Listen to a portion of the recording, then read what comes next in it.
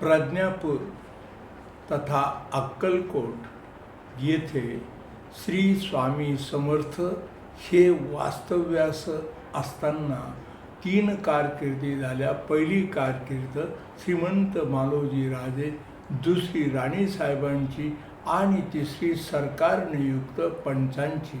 या तीनही कारकिर्दीमध्ये श्री स्वामी समर्थांचा आचार विचार वर्तन व्यवहार सर्वांप्रती समत्वाचा आणि ममत्वाचा होता.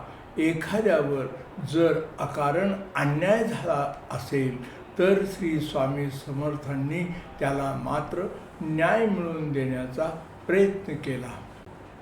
श्रीमंत मालोजी राजे हे अक्कलकोट संस्थानाच्या गादीवर येण्यापूर्वी अक्कलकोट संस्थानावर पहिले शहाजी राजे यांचा अंमल सुरू होता.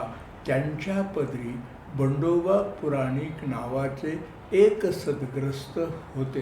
ते राजघराण्याला पुराण सांगण्याचे काम करीत होते. त्या बदल्यात शहाजी राजांनी पुराणिकांना सातारच्या छत्रपती बुवा साहेबांकडून 1000 महसुलाचा लिखित करार करून दिला. परंतु त्या लिखित करारानुसार पुराणिक बुवांना मात्र ते काहीही देत नव्हते. त्यामुळे पुराणिक बुवा चिंतेत पडले. पुराणिक बुवा पुन्हा पुन्हा शहाजी राजांना त्याबाबत आठवण करून देत होते, परंतु शहाजी राजे मात्र त्यास दाद देत नव्हते.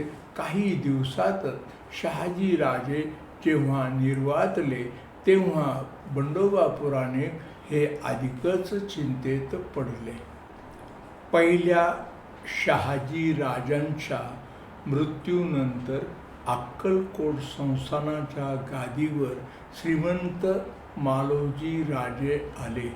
त्याच दरम्यान संकट विमोचक श्री स्वामी समर्थ यांचेही अक्कलकोटात आगमन झालेले होते.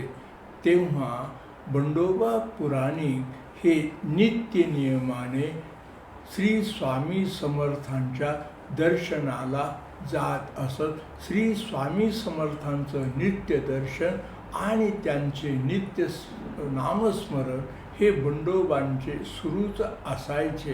त्याच वेळेला श्री स्वामी समर्थ हे सुद्धा त्यांना अतिशय प्रेमाने लठ्ठ्या म्हणून हाक मारीत असत.